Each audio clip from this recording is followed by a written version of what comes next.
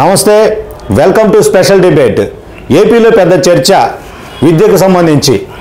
English medium కావాలి, English medium మాత్రమే విద్యాబోధన ఉండాలనేటటువంటిది జగన్మోహన్ రెడ్డి వర్షన్.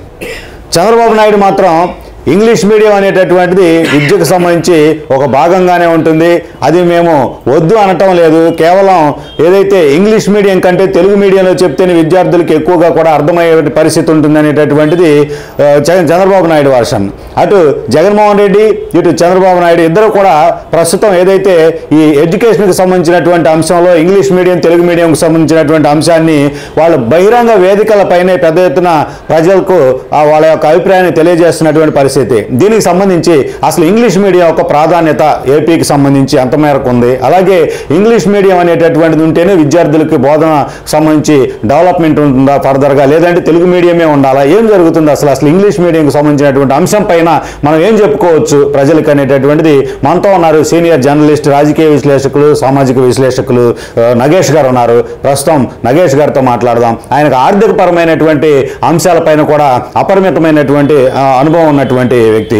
సార్ నమస్తే నగేష్ గారు. ప్రస్తుతం ఏపీలో ఉన్నటువంటి సందిగ్ధ పరిస్థితులు, ఓవైపు ఇంగ్లీష్ మీడియం మాత్రమే అని జగన్ గారు అంటారు, మరోవైపు తెలుగు మీడియంలో బోధన చేస్తేనే అర్థమవుతుందని చంద్రబాబు నాయుడు అంటారు. ఏంటి దీని మధ్య ఏం చెప్పుకోవచ్చు సార్ మనం? ఇది చాలా సింపుల్ వేణు గారు. ఇప్పుడు మన ముందున్న మన చుట్టూ ఉన్న వాళ్ళు, మా పిల్లలు అందరూ ఇంగ్లీష్ మీడియమా తెలుగు మీడియమా? English medium. ఇప్పుడున్న జనరేషన్ పిల్లలు అంతా ఇంగ్లీష్ మీడియం. అంటే తల్లిదండ్రులుగా మనకు తెలుసు కదా, చదువుకున్న వాళ్ళగా మనకు తెలుసు అది ఇంగ్లీష్ మీడియం కావాలా తెలుగు మీడియం కావాలని. మనకు తెలిసినప్పుడు మనం కోరుకునేది ఏంటి? English medium.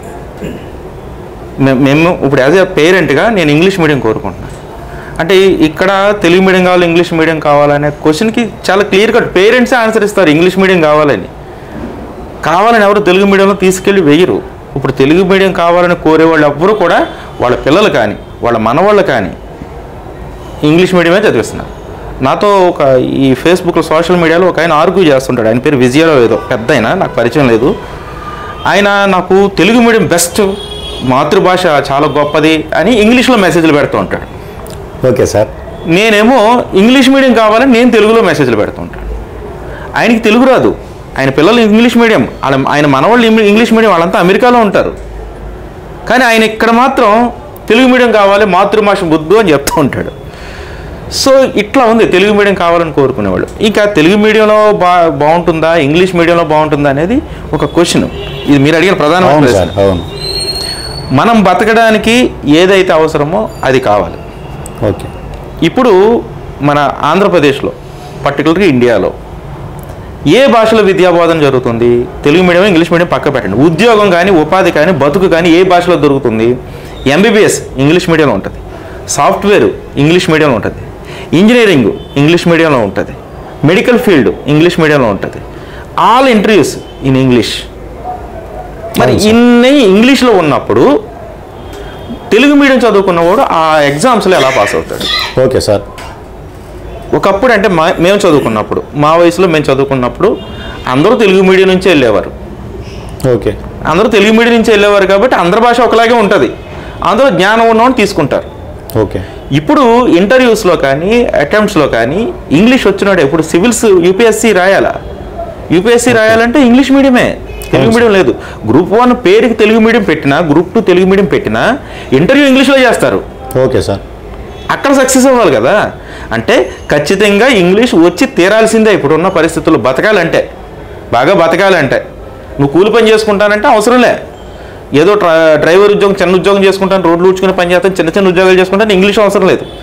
కానీ మన పిల్లలు కానీ మనం కానీ ఎప్పుడు ఒక ఉన్నతమైన ఉద్యోగం కోసం, ఉన్నతమైన జీవన విధానం కోసం, ఉన్నతమైన ఉపాధి కోసం, ఉన్నతమైన ఉద్యోగం కోసం ఓకే సార్ ప్రయత్నిస్తూ ఉంటాం. ఆఖరికి మనం బ్యాంక్ వెళ్తే బ్యాంకులో స్లిప్ ఇంగ్లీష్లోనే ఉంటుంది, అర్థం కూడా కాదు. కోర్టుకి వెళ్తే కోర్టులో ఇంగ్లీష్లోనే ఉంటుంది. తెలుగు మీడియం చదువుకున్న వాళ్ళందరూ లాయర్లు అయిన తర్వాత ఇంగ్లీష్ మళ్ళీ పని కట్టుకుని నేర్చుకున్నారు. Okay sir. లా అంతా ఇంగ్లీష్ మీడియంలోనే ఉంటుంది. సో ఇన్ని హయ్యర్ ఎడ్యుకేషన్ కోర్సులన్నీ ఇంగ్లీష్ మీడియంలో ఉన్నప్పుడు లోయర్ ఎడ్యుకేషన్ ఇంగ్లీష్ మీడియం ఇస్తే తప్పేంటి? ఓకే. సో చాలా సింపుల్, చాలా క్లియర్గా ఉంది. మనం ఇంగ్లీష్ మీడియం కోరుకుంటున్నాం, పిల్లల్ని మంచి భవిష్యత్తు ఇవ్వాలని, పిల్లలకి ఫ్యూచర్లో ఉపాధి కావాలంటే ఇంగ్లీష్ మీడియమే కావాలి. క్లియర్. ఇంక ఇందులో తెలుగు మీడియం ఏముంది? మీ డౌట్ ఏంటి? ఇంకా సార్ ఇప్పుడు అసలు ఇంగ్లీష్ మీడియం అనేది గవర్నమెంట్ స్కూల్లో పెడితే కనుక అక్కడ టీచర్లకే ఇంగ్లీష్ రాదు, ఇంకా వీళ్ళు పిల్లలకి ఏం చెప్తారు అనేటటువంటి వాదన ఇప్పుడు పబ్లిక్లో ఉంది. దానికి సంబంధించి ఏం చెప్పుకోవచ్చు? అస్సలు అవగాహన లేని వాళ్ళు, ఏదోటి మాట్లాడాలనుకున్న వాళ్ళు, పొలిటికల్ ఫ్లేవర్ ఉన్నవాళ్ళు, మేము గొప్ప దేశభక్తులు అని ప్రూవ్ చేసుకోవడానికి నేను ఏదో మాట్లాడుతున్నాను చెప్పుకోవడం కోసం మాత్రమే ఇలాంటి తొక్కల స్టేట్మెంట్లు ఇస్తూ ఉంటారు. ఒళ్ళు మండుద్ది ఇలాంటప్పుడే. Okay sir. ఇప్పుడు ఇంగ్లీష్ మీడియము, తెలుగు మీడియంలో అంటే గవర్నమెంట్ స్కూల్స్లో ఉన్న టీచర్స్ చెప్పలేరు అని చెప్పిన పనికిమాలోడు ఎవడు? ఓకే. ఇప్పుడు గవర్నమెంట్ టీచర్స్ తీసుకోవాలంటే వాళ్ళు డిగ్రీ చేసిన తర్వాత బీఈడీ చేస్తారు. బీఈడీకి ఎంత కాంపిటీషన్ ఉందో అందరికీ తెలుసు. ఓకే. తర్వాత డిఎస్సి టెట్ ఉంటుంది మధ్యలో, టెట్ కొట్టాలి, డిఎస్సి కొట్టాలి. చాలా కొన్ని లక్షల మంది రాస్తే కొన్ని వందల మంది సెలెక్ట్ అవుతారు. అవును సార్. అంటే ఇంత హై క్వాలిఫైడ్ అందరూ తీసుకెళ్ళి గవర్నమెంట్ స్కూల్లో టీచర్స్గా అపాయింట్ అవుతారు, ఏదో హై స్కూల్ కానీ ప్రైమరీ స్కూల్. Okay sir. ఇది ఒక ఊరు తీసుకుందాం మనం. ఒక ఊళ్ళో హై స్కూల్లో, మా ఊర్లోనే హై స్కూల్లో డిఎస్సిలో కొట్టిన వాళ్ళు ఎలిమెంటరీ స్కూల్స్లోను హై స్కూల్లోనూ విద్యాబోధన చేస్తూ ఉన్నారు. మా ఊళ్ళో కొన్ని ప్రైవేట్ స్కూల్స్ ఉన్నాయి. ఓకే. ఆ ప్రైవేట్ స్కూల్స్లో ఇంగ్లీష్ మీడియం, ఆ ఇంగ్లీష్ మీడియం చెప్పే టీచర్స్ ఎవరంటే ఇంటర్మీడియట్ ఫెయిల్ అయిన వాళ్ళు, డిగ్రీ డిస్కంటిన్యూ అయిన వాళ్ళు, ఈ డిఎస్సిలో సీటు కొట్టలేని వాళ్ళు. ఓకే. అంటే గవర్నమెంట్ స్కూల్కి పోగా మిగిలిన స్క్రాబ్ అంతా దీంట్లో జాయిన్ అవుతారు. అంటే నేను ప్రైవేట్ స్కూల్ టీచర్స్ని ఏమో అవమానపరచట్లే, కాకపోతే అక్కడ సెలెక్ట్ కాలేని వాళ్ళు మాత్రమే ఇక్కడ చెప్తున్నారు. ఓకే. మరి ఇక్కడ సెలెక్ట్ కాని వాళ్ళు చెప్తున్నారంటే సెలెక్ట్ అయిన వాళ్ళు ఎందుకు చెప్పలేరు? అంతే కదా సార్, సింపుల్ లాజిక్ కదా.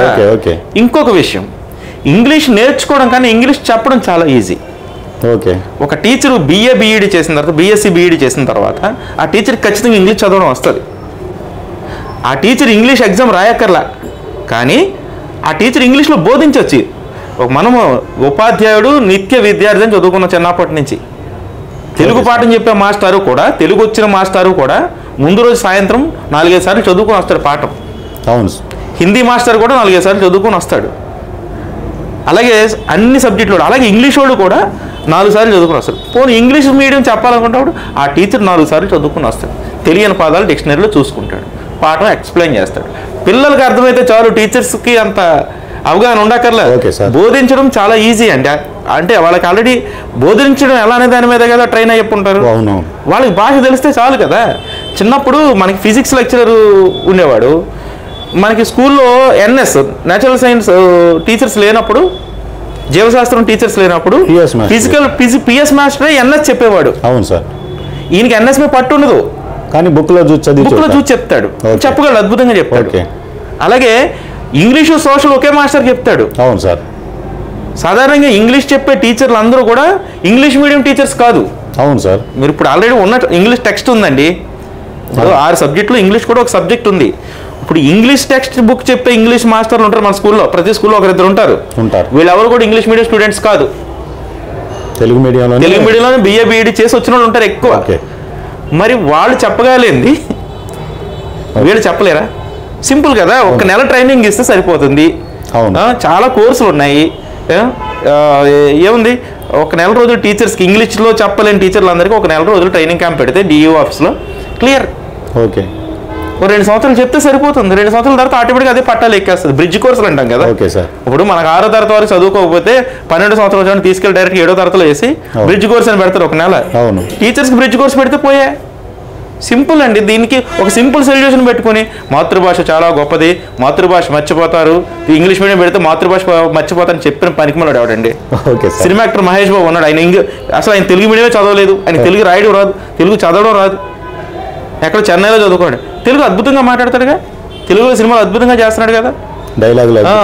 ఇప్పుడున్న మన సినిమా, ఇప్పుడు లోకేష్ గారు కూడా ఇంగ్లీష్ మీడియమే కదా, చంద్రబాబు నాయుడు ఆయన తెలుగు మాట్లాడుతున్నాడు కదా. అవును. ఇప్పుడు జగన్మోహన్ రెడ్డి గారు వీళ్ళందరూ కూడా ఇంగ్లీష్ మీడియం వాళ్ళే కదా. అవును. తెలుగు మాట్లాడుతున్నారు కదా, తెలుగు రాస్తున్నారు కదా. ఓకే. ఇప్పుడు ఉన్నటువంటి యంగ్ జనరేషన్ అందరూ కూడా ఎంప్లాయీస్ తీసుకోండి, పొలిటీషియన్స్ తీసుకోండి. నగేష్ గారు, ఇప్పుడు మనం చూసినట్లయితే మీరు చెప్పేదేమో తెలుగు మీడియము సంబంధించినటువంటి ఒక అంశం అనేటటువంటిది అవసరం లేదు, ఇంగ్లీష్ మీడియమే కావాలి, అది పుట్టుకతోనే వచ్చేదని చెప్పి అంటున్నారు. అయితే ప్రస్తుతం అసలు ఎల్కేజీ స్టూడెంట్కి, ఫస్ట్ క్లాస్ స్టూడెంట్కి ఒక పెద్ద పాఠ్యాంశం తీసుకొచ్చి పెట్టి ఇదే ఇంగ్లీషు అంటే సరిపోతుంది అంటారా?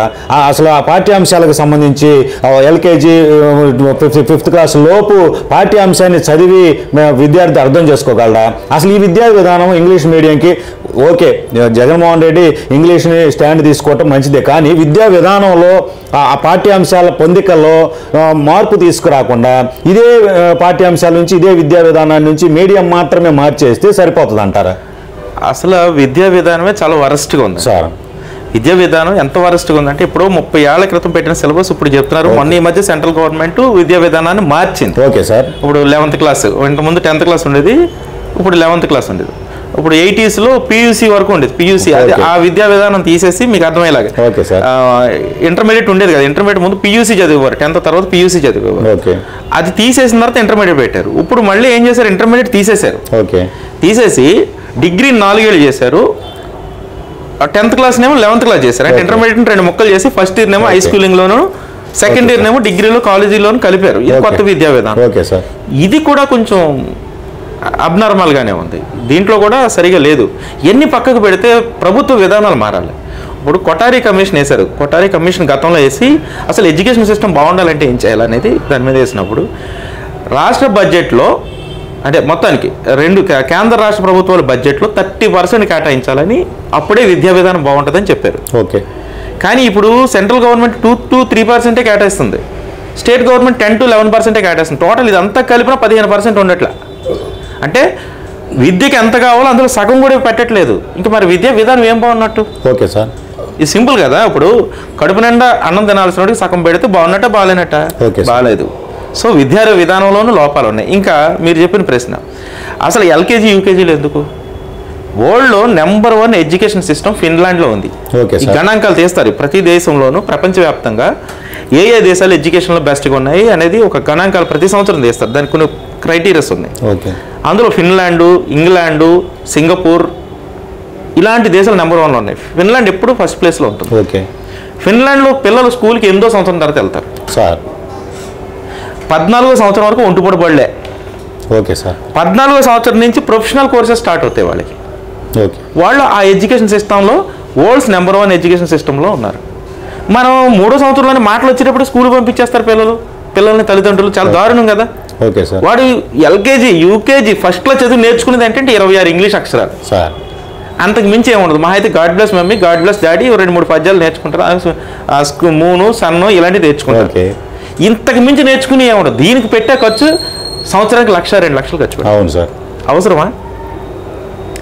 అంటే తల్లిదండ్రుల ఆలోచన మారాలి, స్కూలింగ్ విద్యా విధానం కూడా మారాలి. మనం 6వ సంవత్సరంలో స్కూల్లో జాయిన్ అయ్యేవాళ్ళం. అవును సార్, నేను కొంచెం అడ్వాన్స్గా జాయిన్ అవ్వడం వల్ల నాకు 4 ఏళ్ళప్పుడు జాయిన్ అయినా సరే నాకు 6 ఏళ్ళు వేశారు. అంటే 6 ఏళ్ళు వస్తే కానీ నాకు చదువుకోవడానికి అనర్హుడు. అవును. ఇప్పుడు ఫిన్లాండ్లో 8వ సంవత్సరంలో జాయిన్ అవుతున్నారంటే ఈ లోపల వ్యవస్థ తెలుస్తుంది వాళ్ళకి. పిల్లలకి కుటుంబ వ్యవస్థ తెలుస్తుంది. ఇగో అమ్మ నాన్న చుట్టుపక్కల వాళ్ళు ఇలా ఉంటారు, ఇలా నడుస్తారు, ఇలా మాట్లాడతారు, ఇలా చేస్తారని తెలుస్తుంది. వాడు 8వ సంవత్సరం స్కూల్కి వెళ్ళాలంటే ఏబిసిడీలు నెలలో నేర్చేసుకుంటాడు. అవును సార్. వర్డ్స్ అన్ని ఇంకొక 4-5 నెలల్లో నేర్చేసుకుంటాడు. ఇప్పుడు మన ఎల్కేజీ యూకేజీ ఫస్ట్ క్లాస్ ఎన్ని నేర్చుకుని 3 ఏళ్ళలో నేర్చుకునేది వాడు ఒక 1 ఇయర్లో నేర్చేసుకుంటాడు. అవును సార్. సో మనం పిల్లల్ని ఇబ్బంది పెట్టి వాళ్ళని మానసికంగా తగ్గించడం తప్ప వాళ్ళ జ్ఞానాన్ని వాళ్ళ మేధావి తత్వాన్ని చంపేయడమే. సో విద్యా విధానం మారాలి. సో దట్టు ఇప్పుడు ఉన్నటువంటి టెక్స్ట్ బుక్స్ అన్ని మార్చేయాలి. Okay sir. ఇప్పుడు అసలు 10th వరకు పాఠ్యాంశాలు అవసరం అంటారా? ఇంగ్లీష్ మాట్లాడటమే నేర్పితే సరిపోతుంది కదా? ఎస్, నేను అదే చెప్తాను. ఇప్పుడు ఇంగ్లీషు ఒక సబ్జెక్టుగా ఉంది. Okay sir. ఎందుకు ఇంగ్లీష్ పెట్టారంటే అందరూ ఇంగ్లీష్లో మాట్లాడాలని. ఓకే. ఇంగ్లీష్లో మాట్లాడాలని పెట్టినప్పుడు ఆ టెక్స్ట్ బుక్స్ డిజైన్ ఎట్లా ఉంటుంది అంటే 6th నుంచి 10th వరకు కొన్ని వందల పదాలు అందులో కవర్ అయ్యేటట్టుగా టెక్స్ట్ బుక్ని డిజైన్ చేస్తారు. ఓకే. దీనికి మనకి రీజనల్ ఇంగ్లీష్ రీసెర్చ్ సెంటర్ అని బెంగళూరులో ఉంటుంది. ఓకే. వాళ్ళు అక్కడ డిజైన్ చేసి పంపిస్తారు. అది మొక్కుబడిగా జరుగుతుంది ఫస్ట్ ఆఫ్ ఆల్. ఓకే. అక్కడికి వెళ్ళి మీటింగ్ వేసుకుని ఏదో మొక్కుబడిగా చేసేసి పంపిస్తున్నారు. దాన్ని ఇక్కడ కూడా మొక్కుబడిగా చెప్తూ ఉన్నారు. ఓకే. నిజానికి మనం ఇంగ్లీష్లో గ్రామర్ ఎప్పుడు నేర్చుకుంటాం? 9వ సంవత్సరం వరకు నేర్చుకో. అవును సార్. మరి 6వ తరగతిలో చెప్పి ఇంగ్లీష్ పాఠం ఎలాగ అర్థమవుతుంది without grammar? Okay sir. Okay. ఇప్పుడు 6వ తరగతిలో సరళ teacher came to 6th class class room. Okay. The bell is ringing, ఇలాంటి పాఠాలు ఉంటాయి. The bell is ringing, is అక్కడ వాడాలనే విషయం 6వ తరగతిలో ఎలా తెలుస్తుంది? నువ్వు ఈజ్ వజ్ వర్ ఆరు ఎక్కడ వాడాలో నువ్వు 9వ తరగతిలో చెప్తున్నావు. అవును సార్. మరి how can we set the English lesson in 6th class? Okay sir. Okay. Grammar అది అక్కడ గ్రామర్ లేదు. అవును. నువ్వు గ్రామర్ చెప్పకుండా గ్రామర్ పాఠాలు చెప్పేస్తున్నావు విత్ గ్రామర్ ఉన్న లెసన్స్. Okay sir. అంటే ముందు గ్రామర్ నేర్పాల్సింది, ముందు పాఠాలు నేర్పి తర్వాత గ్రామర్. 9వ తరగతిలో గ్రామర్ నేర్పుతారు. అంటే ఈ 6వ తరగతిలో వీడికి అర్థం కాక వదిలేస్తాడు ఇంగ్లీష్ ని. డ్రాప్ అవుట్స్ కూడా ఉంటాయి కదా? డ్రాప్ అవుట్స్ ఉంటారు, వాళ్ళకి అర్థం కాక వదిలేస్తారు ఇంగ్లీష్ ని. 7th క్లాస్ లో అయితే అసలు వాళ్ళు ఇంగ్లీష్ రాయడానికి నానా సంకలనం అవుతారు పిల్లలు. ఎందుకంటే మిగిలిన 5 సబ్జెక్టులకి ఎంత టైం పెడతారో దానికి డబుల్ టైం ఇంగ్లీష్ మీద పెడుతున్నారు, అయినా అర్థం కాదు. ముందు వాళ్ళకి స్పోకెన్ ఇంగ్లీష్ పెడితే మొత్తం నాకైతే అనిపించింది ఏంటంటే, నేను ఈ ఎడ్యుకేషన్ సిస్టమ్ మీద చాలా సంవత్సరాలుగా పనిచేస్తున్నాను. చాలా రీసెర్చ్ చేశాను, చాలా ఊళ్ళు తిరిగాను, గ్రామాల్లో తిరిగాను, గవర్నమెంట్ స్కూల్స్ లో పిల్లలతో మాట్లాడి చాలా సంవత్సరాలు, అంటే 1 సంవత్సరం 2 సంవత్సరాలు కాదు, నేను 1987 ఆ ప్రాంతం నుంచి ఈ ఎడ్యుకేషన్ సిస్టమ్ మీద ఎట్లా ఉందని నా 8th క్లాస్ నుంచి రీసెర్చ్ చేస్తున్నాను. ఎందుకంటే మనకేమో ఇంగ్లీష్ రావట్లే. అవతల చిన్న చిన్న కాన్వెంట్లో 5 రూపాయలు కట్టి కాన్వెంట్లో ఇంగ్లీష్ వచ్చేది అప్పట్లో. వాళ్ళేమో అప్పుడే చిన్నప్పుడే ఇంగ్లీష్ మై కమిన్ సార్ అంటే, అసలు మనం కమిన్ సార్ అన్నాలో మే ఐ కమిన్ అన్నాడో మై ఐ కమిన్ అంటున్నాడో మనకు తెలియదు. గవర్నమెంట్ స్కూల్లో తెలుగు మీడియం చదువుకునే పిల్లలకి మై ఐ కమిన్ అంటున్నాడో మే ఐ కమిన్ అంటున్నాడో తెలియదు. ఈ డిఫరెన్స్ తెలియక నేను అప్పట్లో రీసెర్చ్ మొదలు పెట్టా. అంటే వాళ్ళు ఏం చెప్తున్నారు, కాన్వెంట్ నుంచి 5వ తరగతి వరకు కాన్వెంట్ చదివి 6వ తరగతి గవర్నమెంట్ స్కూల్లో చదివిన పిల్లలు మాతో పాటు జాయిన్ అయిన మై కమిన్ సార్ అని చాలా స్టైల్గా అనేవారు. మేము ఆ వచ్చి దిక్కులు చూసేవాడు, మాస్టర్ మా వంక ఎప్పుడు చెప్తారా ఇలా అడుగుదామని. సో ఇప్పుడు ఏంటంటే ఎడ్యుకేషన్ సిస్టమే మార్చాలి, అసలు ఇంగ్లీష్ టెక్స్ట్ బుక్లో తీసి పడేయాలి. తీసేసి నాకు తెలిసి నాకున్న అనుభవంలో 6వ తరగతి అంతా వొకాబులరీ వర్డ్ పవర్ నేర్పితే చాలు. వర్డ్స్ 1000 పదాలు నేర్పితే సింపుల్ అండ్ ఇంగ్లీష్ నేర్చుకోవాలంటే, ఇప్పుడు 1 month స్పోకెన్ ఇంగ్లీష్ లో ఉన్నాయి, 1 month నేర్పుతున్నారు. అంటే 1 month వాళ్ళు ఎందుకు నేర్చుకుంటారంటే పెద్దోళ్ళకి అది, పిల్లలకి 3 months పడుతుంది, కొన్ని 1 year పట్టుద్ది, 2 years పట్టుద్ది. కానీ 5 ఏళ్ళు చదువు ఇంగ్లీష్ రావట్లేదు కదా, కావాల్సింది భాషలో మాట్లాడటమే. భాషలో మాట్లాడటం కావాలి, భాషలో మాట్లాడటం రావాలంటే ముందు పదాలు తెలియాలండి. పదాలు వొకాబులరీ నేర్పితే ముందు వర్డ్ పవర్ అంతా నేర్పితే 6th క్లాస్ అంతా, 7th క్లాస్లో దీని మీద గ్రామర్ టచ్ ఇచ్చి లైన్లు నేర్పితే, వాక్య నిర్మాణం నేర్పితే 8th క్లాస్లో ఇంగ్లీష్ మాట్లాడతాడు. అంటే 6th లోపే మీకు డిక్షనరీలో మినిమం పదాలు వచ్చేసేయాలి. ఇంగ్లీష్ కు కొన్ని వేల పదాలు రానవసరం లేదు, 300 నుంచి 500 పదాలు వస్తే అద్భుతమైన ఇంగ్లీష్ మాట్లాడు సార్. ఆ 300-500 పదాలు కూడా వీళ్ళు నేర్పట్లే. నేర్పకండి నీకు 6th class English text book మొదలు పెడతాడు. ఇప్పుడు అక్కడ 60-70 మంది పిల్లలకి అందరికి పదాలు నేర్పే టైం మాస్టర్కి ఉండదు, 45 నిమిషాల టైమే ఉంటుంది. సో ఇక్కడ మారాల్సిందే సిలబస్. ఇప్పుడు మాస్టర్ మాత్రం ఏం చేస్తాడు, ఇంక చెప్పాలనే ఆతృత ఉన్న కుతూహలం ఉన్నా ఈ పదాలన్నీ రాసి చదవంటారని వాళ్ళ 60 మంది ఎక్కడ అప్పచెప్పించుకుంటారు. అవును కదా సార్, వాళ్ళకు కూడా ఒక టైం టేబుల్ ఉండే పరిస్థితి అనుకుంటా, ఒక నెలలో ఎన్ని పాఠాలు ఉంటది. సో అందువల్ల ఏంటంటే వాళ్ళు ఎలాగా చదవట్లేదు, వాళ్ళకి ఎలాగ అర్థం కావట్లేదు కాబట్టి ఈయన పైపైన లాగించుకెళ్ళిపోతారు. Okay sir. సో ఇప్పుడు అర్థమయ్యే లెసన్స్ పెట్టాలి సార్. వర్డ్ పవర్ 1 year దాదాపు 365 రోజుల్లో 200 రోజులు స్కూల్స్ ఉంటాయి. 200 రోజుల్లో రోజుకి 5 పదాలు నేర్పితే 1000 పదాలు వస్తాయి. అవును, 1000 పదాలు వస్తే ప్రొఫెసర్ అవుతారు పిల్లలు సార్. ప్రొఫెసర్ అవుతారు 6వ తరగతిలో. ఏమండి ప్రయోగాలు జరిగినాయి కదా, బెండపూడి స్కూల్లో చూసాము, 8th క్లాస్ పిల్లలు ఇంగ్లీష్ లాంగ్ మాట్లాడుతున్నారు. వాళ్ళు 1500 పదాలు నేర్చుకున్నారు. 1500 పదాలు ఇంగ్లీష్ లాంగ్లో నేర్చుకున్నారు వాళ్ళు. వాళ్ళు అద్భుతంగా మాట్లాడుతున్నారు. సో ఆ ప్రయోగం అన్ని స్కూల్స్లో చేయొచ్చు కదా, సింపుల్. సో 6వ తరగతిలో ఇంగ్లీష్ పదాలు నేర్పితే 7వ తరగతిలో వాక్య నిర్మాణం గ్రామర్ నేర్పితే 8వ తరగతి ఇంగ్లీష్ మాట్లాడతారు. 9, 10 లెసన్స్ పెట్టుకుంటే సరిపోయి మాట్లాడటం వచ్చు కాబట్టి టెక్స్ట్ బుక్ వాళ్ళే చదివి అలా పడేస్తారు. ఈ నాలెడ్జ్ కాంపిటేటివ్ వెళ్తే అందరూ గవర్నమెంట్ స్కూల్లో కొడతారు. ఇప్పుడున్న పరిస్థితుల్లో ఏంటంటే గవర్నమెంట్ స్కూల్స్ అని తెలుగు మీడియంలో ఉన్నాయి, అరకొర నాలెడ్జ్తో అరకొర సబ్జెక్టులతో ఉన్నాయి. కానీ ప్రైవేట్ స్కూల్స్లో కాన్వెంట్లో చదివే పిల్లలు ఈ చైనా బ్యాచ్, చైతన్య నారాయణ ఇలాంటి భాష ఇలాంటి స్కూల్స్ ఉన్నాయి. ఈ స్కూల్స్లో వాళ్ళతో టీచర్ ఇంగ్లీష్లో మాట్లాడతాడు. అవును సార్. హోంవర్క్ ఎందుకు చేయలేదని ఇంగ్లీష్లో అడుగుతాడు. హోంవర్క్ చూడ్డాడు. అవును. అలాగే ఎందుకు షూస్ నలిగాయి, ఎందుకు సాక్షులు సరిగా వేసుకోలేదు, ఇవి కూడా ఇంగ్లీష్లోనే మాట్లాడతాడు. Okay sir. సో ఇవన్నీ మాట్లాడడం వాళ్ళకి అలవాటు అయిపోద్ది కాబట్టి ఇంటర్వ్యూని అటెంప్ట్ చేస్తారు సిటికినెల్తో. ఓకే, మీరు కావాలండి చూడండి, ఇంటర్మీడియట్లో అరకొర మార్కులు వచ్చిన వాళ్ళు ప్రైవేట్ స్కూల్స్లో వాళ్ళ సాఫ్ట్వేర్లో అద్భుతమైన ఇంగ్లీష్ మాట్లాడతారు, అద్భుతంగా జాబ్స్ కొట్టారు. అట్లాగే లాలో బిఎల్లో అద్భుతంగా పాస్ అయిపోతారు. తెలుగు మీడియం చదివిన బిఎల్ పాస్ అవడానికి 3-4 ఏళ్ళు పట్టుద్ది సార్. సో ఇన్ని ఇబ్బందులు ఉన్నాయి. సో ఈ ఇబ్బందులన్నీ ఒకటే పరిష్కారం, సింపుల్. 2 సంవత్సరాల పాటు ఇంగ్లీష్ నేర్పిస్తే ఇప్పుడున్న పిల్లలకి ఇంగ్లీష్ ఆటోమేటిక్గా అర్థమైపోద్ది. అప్పుడు ఇంగ్లీష్ మీడియం అనే ఇబ్బంది లేదు. అంటే ఇంగ్లీష్ అనేటటువంటిది టెక్స్ట్ బుక్ ఓరియంటేషన్ కాదు, ఓన్లీ భాష నేర్పించడానికి మాత్రమే ఇంగ్లీష్ అనే సబ్జెక్టు ఉపయోగపడాలనేది మీ అభిప్రాయం. ప్రభుత్వాలు ఎలాంటి నిర్ణయాలు తీసుకోవాలంటారు దీనికి సంబంధించి? ఇది పిల్లల భవిష్యత్తుకి, దేశ భవిష్యత్తుకి సంబంధించినటువంటి సమస్య. ఇదేదో ప్రభుత్వాలు ఖచ్చితంగా వెంటనే నిర్ణయం తీసుకోవాలి. ఇదేదో చిన్న విషయం కాదు. పిల్లల భవిష్యత్తు, దేశ భవిష్యత్తు. ఇప్పుడు తెలుగు మీడియంలో చదువుకున్నట్టు అపారమైన జ్ఞానం ఉంటుంది సార్. వాడు ఇంగ్లీష్లో చెప్తేనే ప్రపంచానికి అర్థమవుతుంది. ఓకే, మరి వాడికి ఉన్న జ్ఞానాన్ని ఇంగ్లీష్లో చెప్పినప్పుడు ప్రపంచానికి కొత్త ఇన్నోవేషన్స్ ఇస్తారు. ఇప్పుడు ప్రపంచం మొత్తం మీద స్విట్జర్లాండ్, ఇజ్రాయెల్ ఇలాంటి దేశాలు ఎందుకు ఇన్నోవేషన్స్ ఇస్తున్నాయి? మిగిలిన దేశాలు ఇందులోకి ఎందుకు ఇవ్వలేకపోతున్నాయి? భాష ప్రాబ్లం. ప్రపంచానికి అర్థమయ్యే రీతిలో మనం చెప్తేనే మనకి ఇన్నోవేషన్స్ వస్తాయి. వీడికి భాష ప్రాబ్లం వల్ల ముందరకు వేయట్లేదు, ఆగిపోతున్నాడు. సో ఈ ప్రాబ్లం ఉంది. ఈ ప్రాబ్లం మీద వెంటనే ప్రభుత్వం మొత్తం సిలబస్ మార్చాలి. ఇప్పుడు ఇంగ్లీష్ మీడియం పెట్టారు గవర్నమెంట్, దీన్ని కంటిన్యూ చేస్తే చాలు. 1, 2 years, 3 years, 4 years ఇబ్బందులు ఉంటాయి. ఏదైనా ఒక మార్పు వచ్చినప్పుడు ఆ ఇబ్బందులు ఉంటాయి. వాటిని ఎలా అధిగమించాలో చూడాలి, కానీ తీసేయండి అంటే తప్పు. ఓకే. అందులో ఇండియా లాంటి దేశంలో ఇంగ్లీష్ కంపల్సరీ. అవును సార్. దానికి చారిత్రాత్మక కారణాలు ఉన్నాయి. ఓకే. అదేదో ఆషామాషి కాదు. మన భారతదేశంలో 16,000 భాషలు ఉన్నాయి సార్, చిన్న చితక భాషలు. ఇప్పుడు మన రెల్లి సోదరులు అవును, వాళ్ళ భాష మాట్లాడతారు. బోయా, బోయా ఇలాంటి భాషలు చాలా ఉన్నాయి సార్.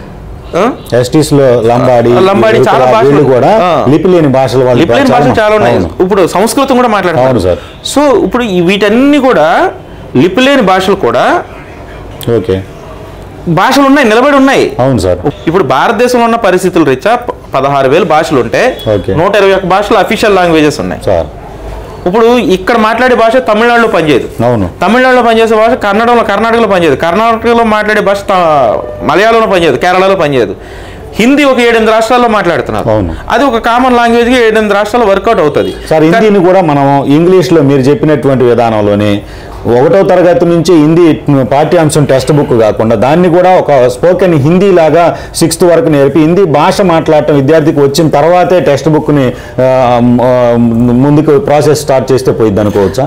100% అండి వేణు గారు, 100% అలాగే చేయాలి. అసలు భాషలు ఆడడానికే కదా ఇంగ్లీష్ సబ్జెక్ట్, హిందీ సబ్జెక్ట్ పెట్టేది కదా సార్. ఇప్పుడు తెలుగు అయినా ఇంగ్లీష్ అయినా ఇప్పుడు తెలుగు వాళ్ళు కూడా తెలుగు సబ్జెక్ట్ పెడతారు. ఎందుకంటే అందులో కొంచెం మనకి వ్యాకరణం కూడా ఉంటుంది. డుమూవులు, ప్రథమ విభక్తి, చేతంచేన్, తోడంతో ఈ పద్యాలు ఇవన్నీ ఉంటాయి కదా.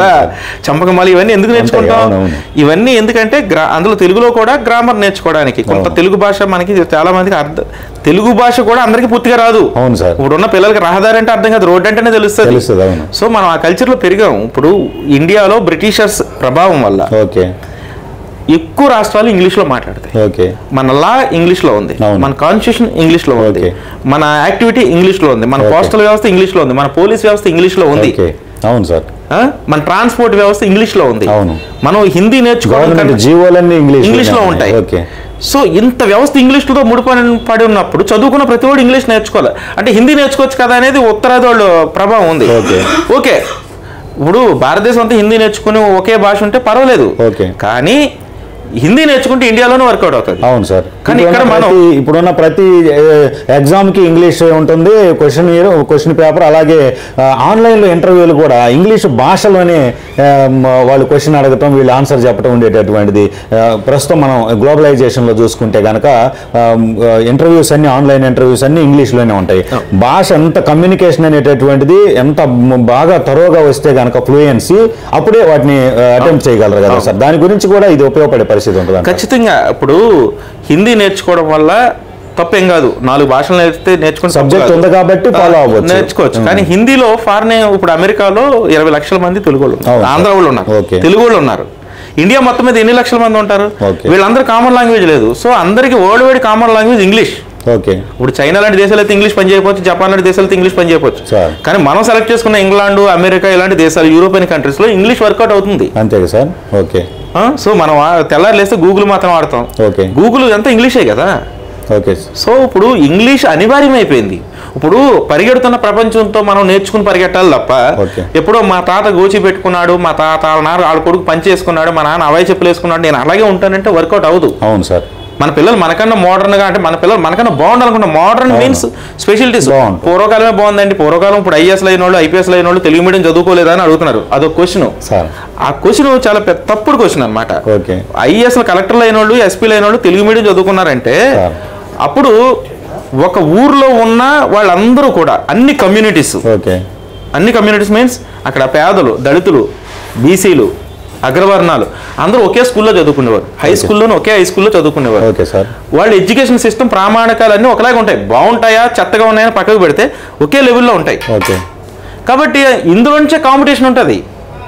ఇప్పుడు ఒక అగ్రవర్ణ విద్యార్థితో ఒక దళిత విద్యార్థి లేకపోతే బీసీ విద్యార్థి పోటీ పడాలంటే ఒకే రకమైన విద్యా బోధన అంతుంది కాబట్టి వీళ్ళ కాంపిటీషన్లో ఒకే రకంగా వెళ్ళగలరు. ఓకే. కానీ అప్పుడు అటెండెన్స్ రిజిస్టర్ చూస్తే, మేము 10th క్లాస్ చదువుకున్నాం, అటెండెన్స్ రిజిస్టర్ చూస్తే పేర్లు చూడండి వరుసగా సో పేరు పక్కన క్యాస్ట్ చేస్తారు మనకి. ఓకే. ఓసీ ఇంకో పేరు, ఓసీ ఇంకో పేరు, ఓసీ మళ్ళీ తర్వాత ఎక్కడో ఒక బీసీ, ఎక్కడో ఒక చోట ఎస్సీ తగులుతుంది. ఎస్టీ ఉంటే ఉంటుంది, లేకపోతే తెలియదు. 100 మంది ఉంటే అందులో 80 మంది ఓసీలు ఉండేవారు. అవును కదా సార్. 15 మంది బీసీలు ఉండేవారు, 4-5 ఎస్సీలు ఉండేవారు, 1-2 ఎస్టీలు ఉండేవారు. ఇప్పుడు ప్రైవేట్ ఎడ్యుకేషన్ వచ్చేసింది. ఓకే. ఇందులో చాలా మంది ప్రైవేట్ ఎడ్యుకేషన్కి జంప్ అయిపోయారు. ఇప్పుడు గవర్నమెంట్ స్కూల్ అటెండెన్స్ రిజిస్టర్ తీసుకుని చూడండి. ఓకే. మొత్తం 80% ఎస్సీలు ఉంటారు, ఓకే. 15% బీసీలు ఉంటారు, 4-5 1-2 ఓసీలు ఉంటారు. అంటే రివర్స్ అయ్యింది. ఇప్పుడు మరి ప్రైవేట్ స్కూల్లో చదువుకున్న వాళ్ళు గవర్నమెంట్ స్కూల్లో చదువుకున్న వాళ్ళకి కాంపిటీషన్. అవును సార్. అప్పుడంటే ఐఏఎస్లు ఐపీఎస్లు అయ్యారంటే అందరూ ఒకే కాంపిటీషన్లో వెళ్ళారు సార్. ఇప్పుడు మీరు చెబుతున్నటువంటి పరిస్థితిని చూస్తే కనుక గవర్నమెంట్ స్కూల్లో ఎక్కువగా కూడా ఈ తక్కువ ఆర్థిక పరిస్థితుల్లో ఉన్నటువంటి వాళ్ళు, ఏదైతే నిమ్న వర్గాలకు చెందినటువంటి వాళ్ళు ఎక్కువగా గవర్నమెంట్ స్కూల్లో ఎడ్యుకేషన్కి సంబంధించి ఆధారపడుతున్నటువంటి పరిస్థితి ఉంటే కనుక నాడు నేడు అనేటటువంటి ఈ నిధుల్ని ఓన్లీ మౌలిక వసతులకు సంబంధించి బెంచీలు, కుర్చీలు, రంగులకే ఖర్చు పెడుతున్న పరిస్థితి, కానీ క్వాలిటీ ఎడ్యుకేషన్ సిస్టంలో మార్పుకి ఎందుకు ఖర్చు పెట్టలేదు అంటారు? దీనికి ఏం చెప్పవచ్చు అసలు? వాళ్ళకి ఇప్పుడు అంటాం కదా, ఇప్పుడు మనం లోపల మాసిపోయిన బనియన్ వేసుకుని పైన ఇస్త్రీ షర్ట్ వేసుకున్నట్టు అనమాట. ఓకే. ఇప్పుడు నాడు నేడు మంచి సరైన టీచర్స్ కూడా లేరు, సరైన టీచర్ని పెట్టాలి. అది జగన్మోహన్ రెడ్డి వైఫల్యం, సెంట్రల్ గవర్నమెంట్ వైఫల్యం. సరైన ఫండ్స్ ఇవ్వాలా, ఫండ్స్ ఇచ్చి మంచి ఎడ్యుకేషన్ ఇవ్వాలా. ఇప్పుడు ఇంగ్లీష్ మీడియం పెట్టడం చాలా మంచిదే. ఇప్పుడు దీనివల్ల ఏమవుతుంది అంటే ప్రైవేట్ స్కూల్స్ గవర్నమెంట్ స్కూల్స్ ఒక రానున్న 5-6 సంవత్సరాల తర్వాత ఒకే విధంగా కాంపిటీషన్లో పాల్గొనాలి. ఇప్పుడు టీచర్స్ కూడా పెంచాలి. అవును సార్. టీచర్స్ ట్రైనింగ్ క్లాసులు పెంచాలి, టెక్స్ట్ బుక్లు మార్చాలా, సమూలంగా విద్యా వ్యవస్థను మార్చాలా. వీళ్ళకి ఏంటంటే ఇప్పుడు ఇది విమర్శ కాదు, వాస్తవం. బొత్స సత్యనారాయణ గారు విద్యాశాఖ మంత్రి ఏంటండి సార్, దారుణం కదా. ఆయన ఎప్పుడెప్పుడు వేరే దేశం వెళ్ళి ఇంగ్లీష్ రాక 12 కోట్లు ఎంతో వదిలేసి వచ్చారు సార్. గవర్నమెంట్ డబ్బులు 10 కోట్లు 12 కోట్లు వదిలేసి వచ్చారు. అప్పుడు ఆయన పాపం చెప్పాడు నాకు ఇంగ్లీష్ సరిగా రాదు అని చెప్పాడు. మరి ఆయన తీసుకొచ్చి విద్యాశాఖ మంత్రిని ఏంటి? ఇంగ్లీష్ బాగా వచ్చిన వాళ్ళు, ఎడ్యుకేషన్లో బాగున్న వాళ్ళు మంత్రివర్గంలో తీసుకోలేరా? ఇలాంటి లోపాలు కూడా ఉన్నాయి. ఇప్పుడు వాళ్ళకి మంచి కష్టపడి చదువుకుని ఒక విద్య మీద అవగాహన ఉన్నవాళ్ళు, ఒక IRS ఆఫీసర్లో లేదంటే ఎడ్యుకేషన్ మంచి క్వాలిటీస్ MA చదివిన వాళ్ళు ఉన్నారు చాలా మంది. అలాంటి వాళ్ళు విద్యాశాఖ మంత్రిగా పెడితే వాళ్ళు మార్పులు చేర్పులు చేస్తారు. అవును. ఇప్పుడు అగ్రికల్చర్కి సంబంధించి కనీసం ఒక వరి పంట ఎలా పండుతుంది, ఒక ఒడ్డు గింజ నేలలో వేస్తే మొక్కయి మొలిసి అది గింజలు వస్తాయని తెలియని వాళ్ళని అగ్రికల్చర్ మినిస్టర్గా పెడితే వాళ్ళు ఏం రిఫార్మ్స్ జనరేట్ చేయగలరు? అవును. అలాగే ఎడ్యుకేషన్కి సంబంధించి కూడా PhD లెవెల్లో అధ్యయనం చేసిన వాళ్ళు, విద్యావంతులను ఎవరో ఇచ్చారు పెట్టుకోవాలి కదా. ఇప్పుడు మళ్ళీ వేరే IAS ఆఫీసర్ ఉండి ఆ IAS ఆఫీసర్ వెళ్ళి వేరే సలహాదారులు ఉండి ఇన్ని అవసరం లేదు. ముందు ఉండడమే మినిస్టర్నే మంచి సెలెక్టివ్గా చేసుకుంటే చాలా బాగుండేది. సో ఇప్పుడున్న విద్యా వ్యవస్థ సమూలమైన మార్పులు చేయాలి. ఇంగ్లీష్ మీడియం ఉండాల్సిందే. దానివల్ల తెలుగుకి ఏమి వచ్చే నష్టం లేదు. తెలుగు అద్భుతంగా మాట్లాడవచ్చు. ఇంగ్లీష్ మీడియంలో కూడా తెలుగు సబ్జెక్ట్ ఉంటుంది. అంటే గతంలో తక్షశిల లాంటి యూనివర్సిటీస్ ప్రపంచానికే తెలియనటువంటి విద్య గురించి తెలియనటువంటి పరిస్థితుల్లో, ఇండియాలో యూనివర్సిటీ లెవెల్ విద్యా విధానం ఉన్న పరిస్థితుల్లో ఎందుకని ఈ ఏళ్లు గడుస్తున్నాయి కానీ ఎడ్యుకేషన్ సిస్టంలో ప్రభుత్వాల లోపమా లేదంటే ఏ లోపం వల్ల పరిస్థితులు ఎలా ఉన్నాయంటారు? గతంలో డిస్కస్ చేసినప్పుడు 3 నెలల పాటు తగలబడే అంత విద్యా సంపద ఉంది యూనివర్సిటీలో అని చెప్పి. తక్షశిల యూనివర్సిటీలో ఓకే సార్ 10,000 మంది ఉపాధ్యాయులు చదువుకునేవారు. Okay sir. 1,500 మంది ప్రొఫెసర్స్ ఉండేవారు. అప్పుడే ఈ గురుత్వాకర్షణ, ఈ మొత్తం ఈ ఖగోళ శాస్త్రం మీద పెద్ద పెద్ద పరిశోధనలు చేశారు. తక్షశిల యూనివర్సిటీలో, నలంద యూనివర్సిటీ, నాగార్జున యూనివర్సిటీ, వీళ్ళంతా బౌద్ధిస్టులు. బుద్ధిస్ట్ యూనివర్సిటీలు వీళ్ళంతా బౌద్ధం ఈ దేశానికి జ్ఞానాన్ని అందించింది. Okay sir. ఈ జ్ఞానం వైపు అడుగులు వేయాలని చెప్పింది. కానీ దాన్ని ఈ మతమౌఢ్యంలో మొత్తం తగలబెట్టేశారు. తక్షశిల యూనివర్సిటీ తగలబెడితే దాదాపు 3 నెలలు తగలబడింది. 2 లక్షల తాళపత్ర గ్రంథాలు అంటే పుస్తకాలు ఉండేవి అక్కడ. అప్పుడు పెన్నతో అధ్యయనం చేసిన గ్రంథాలు దాదాపు కొన్ని లక్షల 2 లక్షల పుస్తకాలు తగలబడ్డాయి అప్పుడు. Okay sir. ఆ యూనివర్సిటీ దాదాపు 3 నెలలు తగలబడింది. ఇది చరిత్ర. ఓకే. సో మతమౌఢ్యం కోసం మన జ్ఞానాన్ని చంపేశారు. మనం అంటాం కదా మన పూర్వకాలం చాలా గొప్ప దేశం అని. అప్పుడు గొప్ప దేశం. ఓకే. మనమే మతం పేరుతో దేవుడి పేరుతో ఒకరినొకరు నాశనం చేసుకుంటూ పక్కోళ్ళ కోసం ఆలోచిస్తూ మన జ్ఞానాన్ని పెంచుకోకుండా మానేస్తున్నాం. ఓకే. ఈ మధ్యలో రాజకీయాలు మతం కలిసాయి. రాజకీయాలేమో ఓటు బ్యాంక్ కోసం పనిచేస్తున్నాయి, మతాలేమో రాజకీయం కోసం పనిచేస్తున్నాయి. రాజకీయం మతం కోసం పనిచేస్తుంది, రాజకీయం ఓటు కోసం పనిచేస్తుంది. మరి ప్రజల కోసం, విద్య కోసం, ఉపాధి కోసం పనిచేసేది ఎవరు కనబడట్లే. Okay sir. సో గొప్ప భారతదేశం దౌర్భాగ్య భారతదేశంగా మారిపోవడానికి వీళ్ళందరూ కారణం. ఓకే. లేదంటే ఈ పాటికి మన దేశం వరల్డ్ నెంబర్ 1 ఉండాలి సార్. ప్రపంచంలో నెంబర్ 1 కాగలిగినటువంటి రిసోర్స్ ఉన్నటువంటి దేశం మనది. ఓకే. ఇన్ని రకాల, అందుకే మన ఉపఖండం అంటారు. అవునవును సార్. ఇన్ని రకాల వనరులు, మానవ వనరులు. అసలు ఈ దేశంలో రాజ్యాంగం వచ్చే వరకు 1970-80 వరకు కూడా ఆడవాళ్ళు చదువుకోవడానికైనా పోయింది. ఆడవాళ్ళు చదువుకోవడం కూడా అవకాశం లేదు. ఇప్పుడు చదువుకుంటున్నారు, ఇప్పుడు అందరూ చదువుకుంటున్నారు. చిన్న ఎగ్జాంపుల్, ఒక ఇంట్లో 5 పని చేసిన దానికి ఒకరు పని చేసిన దానికి తేడా ఉంది కదా. అవును. ఈ దేశంలో స్త్రీలు స్వతంత్రం వచ్చే వరకు కూడా చదువుకోవడానికి అవకాశమే లేదు. ఓకే. మనం అలాంటి ఆచారాల్లో బతికాం, అలాంటి విద్యా విధానంలో బతికాం. సో తర్వాత రాజ్యాంగం వచ్చిన తర్వాత, విద్యా హక్కు వచ్చిన తర్వాత నెమ్మదిగా స్కూల్స్ పంపడం మొదలెట్టారు. ఇప్పుడు చదువుతున్నారు, ఇప్పుడు అందరూ పనిచేయడం మొదలుపెట్టారు. ఇంకా టైం పట్టుద్ది. సో దీంట్లోకి మతాన్ని, ఆచారాలని, సంప్రదాయాలని, రాజకీయాలను ముడిపెట్టకుండా విద్యా విధానాన్ని డెవలప్ చేయాలి. చిన్న ఎగ్జాంపుల్ అండి, మీకు అసలు దారుణమైనటువంటి విషయం చెప్తాను, ఒక లెక్క చెప్తాను. ఇప్పుడు మన దేశంలో విదేశీ విద్య చదువుకోవడానికి వెళ్ళేవాళ్ళు ప్రతి సంవత్సరం 2 లక్షల మంది ఉంటారు దేశం మొత్తం మీద. అవును. ఒక్కొక్కరు 50 లక్షలు తక్కువ కాకుండా ఫీజు కడుతున్నారు. అవును సార్. అంటే విదేశాలకు ఆ యూనివర్సిటీలకు ఫీజులు, అక్కడ ఉండడానికి, ఇది కాకుండా మళ్ళీ అక్కడ పని చేస్తారు వాళ్ళు, అక్కడ ఇన్కమ్ జనరేట్ చేస్తారు. ఇదని పక్కకు పెడితే అక్కడే ఖర్చు పెడతారు. ఇప్పుడు 2 లక్షల మంది 50 లక్షలు ఫీజు కడుతూ ఉంటే ఒక్కొక్క విద్యార్థికి 1,00,000 కోట్లు అండి. అవును సార్. లెక్కేయండి మీరు, 50 లక్షలు ఇంటూ 2 లక్షలు. అవును. అంటే 1,00,000 కోట్ల రూపాయలు ప్రతి సంవత్సరం భారతదేశ సొమ్మును విదేశాల్లో విద్య కోసం ఖర్చు పెడుతున్నారు. ఓకే. ఇది పేరెంట్స్ అప్పు చేసి కడుతున్నారు, బ్యాంక్ లోన్లు తీసుకుని కడుతున్నారు, గవర్నమెంట్ సపోర్ట్ చేస్తుంది. ఓకే. ఇంత డబ్బు పట్టుకెళ్ళి అక్కడ 1,00,000 కోట్లు కడుతున్నారు ప్రతి సంవత్సరం. ఇది గత 30 ఏళ్ళుగా జరుగుతుంది. అవును. అంటే దాదాపు 30 లక్షల కోట్ల రూపాయలు ఇప్పుడు వరకు విదేశాలకు ఇచ్చాం. అంటే మీరు చెప్పినట్టు కేవలం ఏదైతే అక్కడికి వెళ్ళేటటువంటి ఈ యొక్క లక్షల మంది విద్యార్థులు ఎవరైతే ఉన్నారో, మా అబ్బాయి ఇంగ్లీష్ నేర్చుకుంటాడు, ఇంగ్లీష్లో టాప్ మోస్ట్ అయ్యి తిరిగి వస్తాడు, ఫారెన్ నుంచి వచ్చిన ఎన్ఆర్ఐ అంటే కనుక ఇక్కడ కొంచెం గ్రాఫ్ పెరుగుతుంది అనేటటువంటి ఉద్దేశంతో పంపిస్తున్నారు. అలాంటి అక్కడ చదువుకునేటటువంటి ఎడ్యుకేషన్ సిస్టమ్ని, అక్కడ ఆ స్టాండర్డ్స్ని ఇక్కడ ఎందుకు మెయింటైన్ చేయలేకపోతున్నారు? అదే అండి, ఇప్పుడు అవగాహన రాహిత్యం, చేతగాంతనం, నాయకుల పరిపాలన పరిపక్వత లేకపోవడం. సింపుల్ అండి, 1,00,000 కోట్లు ఖర్చు పెడుతున్నాము. అదే డబ్బు ఇక్కడ ఖర్చు పెడితే 10,000 కోట్లు పెడితే అసలు వరల్డ్ క్లాస్ నెంబర్ 1 యూనివర్సిటీ కట్టొచ్చు. ఓకే. అంటే సంవత్సరానికి 10 యూనివర్సిటీలు కట్టొచ్చు. అక్కడ ప్రొఫెసర్లు కూడా విదేశాల నుంచి వచ్చిన వాళ్ళని రిక్రూట్ చేసుకోవచ్చు కదా. మన దేశంలోనే అద్భుతమైన లెక్చరర్స్ ఉన్నారు. ఫారెన్ కు సంబంధించినటువంటి ప్రొఫెసర్లే కావాలి మా విద్యార్థులకు. వేణుగారు, అది అసలు ఎక్కడున్నాం అంటే మనం అసలు యూరోపియన్ కంట్రీస్ లోను, అమెరికాలోను ఎక్కువ మంది ప్రొఫెసర్స్ మన వాళ్ళే. అసలు ఇప్పుడు యూరోపియన్ కంట్రీస్ లో మన వాళ్ళు ప్రొఫెసర్గా వెళ్తున్నారు. మన వాళ్ళని వెనక్కి తెచ్చుకోగలిగితే చాలు. అసలు మన వాళ్ళు చెప్తే భారతదేశంలో అద్భుతమైన మేధావులు ఉన్నారండి. ఇక్కడ పరిపాలనా వ్యవస్థ బాగోక మోడీ గారు గవర్నమెంట్ వచ్చిన తర్వాత 2014 నుంచి 19 వరకు ఒక లెక్క తీస్తే 17 లక్షల మంది మన భారతదేశ పౌరసత్వం వదులుకున్నారండి.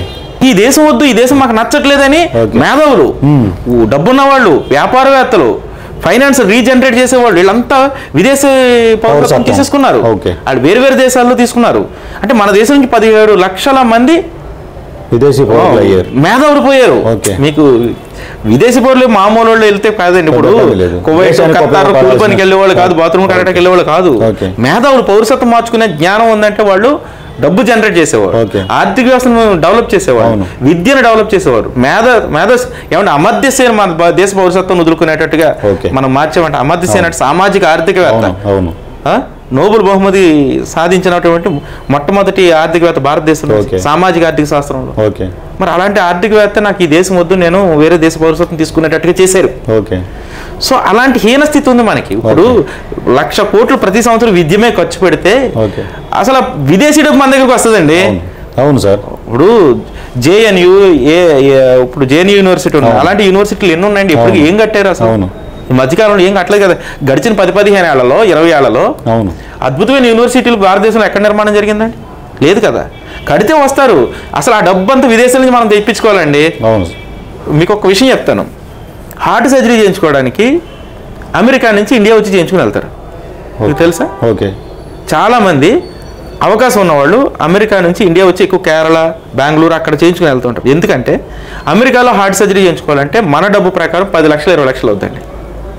మనకి ఇక్కడ ₹1,00,000 అవుతుంది. ₹1,00,000 హార్ట్ సర్జరీ చేసేస్తున్నారు. సో అంత చీప్ ఇక్కడ, మనకి అంత తక్కువ రేట్లకి ఇక్కడ వైద్యం దొరుకుతుంది. విద్య విదేశాలకు ఇంకా తక్కువ రేటు కదా. ఇప్పుడు మనం 50 లక్షలు కట్టడం అనేది ఇక్కడ మనకి ఎక్కువే. అవును. అదే 50 లక్షలు ఇక్కడ యూనివర్సిటీలో కడితే ఇక్కడ విద్యార్థులకు మంచి విద్య అందుద్ది. కానీ 50 లక్షలు విదేశీయులు కట్టాలంటే వాళ్ళకి చాలా ఈజీ. ఓకే. అక్కడ వాళ్ళు వచ్చి ఇక్కడ చదువుకుంటారు. ఇప్పటికే నాగార్జున యూనివర్సిటీకి విదేశాల నుంచి, సింగపూర్, జపాన్ నుంచి చాలా మంది విద్యార్థులు, చాలా తక్కువ మంది అండి. అది నాగార్జున యూనివర్సిటీ అంటే బౌద్ధం బ్యాక్గ్రౌండ్ ఉంది కాబట్టి పిలిపించుకుంటున్నారు. అలాగే ఈ దేశంలో విదేశీయులు చదువుతున్నారంటే పేరు వస్తుంది కాబట్టి ప్రైవేట్ కాలేజీల్లో కూడా 10 మందిని నైజీరియన్స్ ఆన్లైన్ పిలిపించి చదువుతున్నారు. అట్లా కాదు, దీన్ని స్థిరీకరించాలా. ఈ వ్యవస్థని భారతదేశం విద్యా హబ్ గా మారాలి. ఇక్కడ డబ్బు అంతా ఇక్కడే ఖర్చు పెడితే అసలు అద్భుతాలు జరుగుతాయండి. ఆ దిశగా వీళ్ళకి ఎవరికి ఆలోచించి, ఈ ముఖ్యమంత్రులకి, ప్రధానమంత్రులకి ఆ దిశగా ఆలోచించే ఆలోచన కానీ అవగాహన కానీ లేదు. వీళ్ళు ఎప్పుడు వేరే జాడ్యంలో ఉంటారు, రాజకీయ జాడ్యంలో ఉంటారు. ఏ అంశాన్ని అయినా పొలిటికలైజ్ లబ్ధి పొందడం ద్వారా. సింపుల్ అండి. విద్యకు బడ్జెట్ నుంచి కేటాయించగలదు. విదేశాలు పోయే విద్య డబ్బు, ఆ ఫీజుని అంతా ఇక్కడే ఖర్చు పెట్టేలాగా ఇక్కడే యూనివర్సిటీలు నిర్మిస్తే ఆ డబ్బుతోనే నిర్మించవచ్చు. Okay sir. 1 సంవత్సరం 2 సంవత్సరాలు కేంద్ర గవర్నమెంట్, రాష్ట్ర గవర్నమెంట్లు, రాష్ట్ర ప్రభుత్వాలు రిస్క్ చేస్తే చాలు. రిస్క్ ఏంటి? ఎడ్యుకేషన్ కేటాయించాల్సింది కేటాయిస్తే చాలండి. యూరోపియన్ కంట్రీస్లో ఎడ్యుకేషన్ సిస్టమ్ ఫుల్ ఫ్రీ అండి. ఓకే. వైద్యం ఫ్రీ, ముసలివాళ్ళని చూసుకుంటారు. అందువల్ల మిగిలినంతే ఆటోమేటిక్గా నడిచిపోతూ ఉంటుంది. ఇక్కడ దీనికే ఎక్కువ డబ్బు ఖర్చు పెట్టాల్సి వస్తుంది. మనం బతకడానికి ఒక సాధారణ మధ్యతరగతి కుటుంబీకుడు ఒక 15,000 20,000 జీతగాడు నెలకి ₹2,000 అలా పిల్లల మీద ఖర్చు పెట్టాల్సి వస్తుందండి. కూతురు కొడుకుంటే ₹4,000 ఖర్చు పెట్టాలి. వాళ్ళు ఎక్స్ట్రా కరికులం యాక్టివిటీస్కి 1,000 ఖర్చు పెట్టాలి. అంటే ₹5,000 అతనికి వచ్చే 20,000లో 5,000 విద్యకు ఖర్చు పెట్టాలి. ఆరోగ్యానికి ఖర్చు పెట్టాలి ఒక 2-3 వేలు. ఇంకా ఇంటద్ది కట్టుకోవాలి. ఇంకెక్కడ తింటాడండి? పౌష్టికాహారం ఎక్కడ దొరుకుతుంది? విద్యకి ఎంత డబ్బు పోతుంటే. కాబట్టి ఇన్ని లోపాలు ఉన్నాయి విద్యా వ్యవస్థలో. వీటన్నిటినీ స్థిరీకరించాలి. ఇంకొక విషయం ఏంటంటే, మనం చాలామంది చెప్తూ ఉంటారు ఏమని, చాలా దేశాల్లో ఇంగ్లీష్ మీడియం జరుగుతుందా? ఇంగ్లీష్ మీడియం లేదు కదా. చైనాలో ఇంగ్లీష్ మీడియం లేదు కదా. జపాన్లో ఇంగ్లీష్ మీడియం లేదు కదా. అలాగే యూరోపియన్ కంట్రీస్ కొన్ని ఉన్నాయి. ఇది కింద న్యూజిలాండ్ కింద కొన్ని దేశాలు ఉన్నాయి. ఈ దేశాల్లో ఇంగ్లీష్ మీడియం లేదు కదా. లోకల్ లాంగ్వేజ్లోనే జరుగుతుంది కదా. జర్మనీలో లోకల్ లాంగ్వేజ్లోనే జరుగుతుంది అని చెప్తారు. Okay sir. కానీ దానికి మన దేశానికి తేడా తెలుసుకోవాలి. ఇప్పుడు జపాన్లో అన్ని కరికులమ్స్ జపాన్లోనే ఉంటాయి. చైనాలో 350 భాషలు ఉన్న 3 భాషల్లోనే అన్నీ ఉంటాయి. అంటే ఇంగ్లీష్ ఉండదు అక్కడ. మీకు అక్కడ గవర్నమెంట్ హైరార్కీలో, అడ్మినిస్ట్రేషన్లో పై చదువులకు వెళ్ళాల్సిన వాడు కూడా లోకల్ లాంగ్వేజ్లోనే రాయాలి, లోకల్ లాంగ్వేజ్లోనే చెప్పాలి. జపాన్ కానీ, ఈ అమెరికా, అదే చైనా కానీ, రష్యా కానీ, ఈ దేశాల్లో అక్కడ హైరార్కీ ఇంటర్వ్యూస్ కానీ, ఎడ్యుకేషన్ సిస్టమ్ కానీ ఇంగ్లీష్ మీడియంలో ఉండదు. లోకల్ లాంగ్వేజ్లోనే ఉంటాయి కాబట్టి అక్కడ ఒక భాషలోనే ఇంగ్లీష్ లేకుండా అక్కడ ఎడ్యుకేషన్ సిస్టమ్ సస్టైన్ అవుతుంది. భారతదేశంలో ప్రతిదీ ఇంగ్లీషే కదా సార్. భారతదేశం కుదరదండి. ఎందుకు కుదరదంటే భారతదేశం ఒక దేశం కాదండి. ఇప్పుడు మీకు చైనా తీసుకోండి, 140 కోట్ల మంది ఉన్నా అక్కడ మీకు maximum people Mandarin local language మాట్లాడతారు. మాండరిన్ మాట్లాడతారు. కొంతమంది చైనా మాట్లాడతారు. చైనా మాండరిన్ దగ్గరగా ఉంటాయి. 2-3 భాషలే ఉన్నాయి. ఇది చైనా అంతా మాట్లాడేవాళ్ళు. సో అక్కడ లాంగ్వేజ్ అలా డెవలప్ అయింది. కానీ మన దేశం ఒక దేశం కాదు కదా. కొన్ని వందల వేల రాజ్యాల కలయిక ఇది. 1947కు ముందు కూడా 246 రాజ్యాలను భారతదేశం తనలో కలుపుకుంది అని చెప్పేసి సర్దార్ వల్లభాయ్ పటేల్ వెళ్ళి కలిపాడని చెప్తాం. అంటే అప్పటికి 246 రాజ్యాలు. బ్రిటిషర్స్ 200 సంవత్సరాలు పరిపాలించిన ఇంకా 246 ప్రత్యేకమైన దేశాలు ఉన్నాయి మన దేశంలో. బ్రిటిషర్స్ రాకముందు కొన్ని వందల దేశాలు ఉన్నాయి. ఇది కొన్ని వందల దేశాలు, వందల రాజ్యాల కలయికండి. నైజాం ఉంది, తెలంగాణ ఉంది. 1947 వరకు ప్రత్యేక దేశమే కదా. అది భారతదేశం కాదు కదా, నిజాం దేశం అది. అవును. సో వేరు వేరు దేశాల కలయిక భారతదేశం, వేరు వేరు దేశాల కలయిక కాబట్టి వేరు వేరు భాషలు కలిసి ఉన్నాయి. ఈ మినిమం ఈ బేసిక్ లైన్ మర్చిపోయి ఇంగ్లీష్ మీడియం అవసరమా అంటారు. ఓకే. ఇంగ్లీష్ ఎందుకు అవసరమైందంటే అందరికీ మాట్లాడే అర్థమయ్యే కామన్ లాంగ్వేజ్ ఇంగ్లీషు. మన చట్టాలు బ్రిటిషర్స్ వల్ల చట్టాలు కానీ జీవోలు కానీ అన్నీ ఇంగ్లీష్లో అలవాటు అయిపోయింది. తీసేసి ఇప్పుడు ఏం లోకల్ లాంగ్వేజ్లో చేసే పరిస్థితి లేదు. లోకల్ లాంగ్వేజ్లో చేసినప్పుడు ఇంజనీరింగ్ లోకల్ లాంగ్వేజ్లో పెట్టినా, ఎంబీబీఎస్ లోకల్ లాంగ్వేజ్లో పెట్టినా వీడు ఢిల్లీ వెళ్ళి ఆపరేషన్ చేయలేడు కదా. అవును. ఢిల్లీ వెళ్ళి కేసు వాదించలేడు కదా. అవును.